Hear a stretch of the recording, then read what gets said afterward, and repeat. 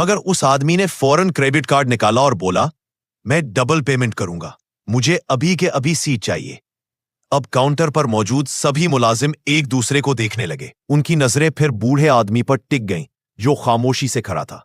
अर्जन सख्त लहजे में बोला, बाबा जी, अपनी बिजनेस क्लास की सीट छोड़ दीजिए, ये हमारे खास कस्टमर हैं, आपको हम इकोनॉमी में भेज देते हैं। बूढ़े ने हैरत से कहा, क्या मतलब? ये सीट तो मेरे नाम पर है, मैंने पूरे पैसे दिए हैं, फिर क्यों दूं अपनी जगह?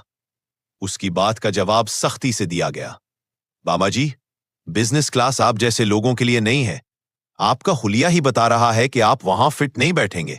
अब तो कुछ मुसाफिर भी शर्मिंदगी से सर झुका लेने लगे, लेकिन किसी ने आवाज ना उठाई। बूढ़े की आंखों में नमी आ गई।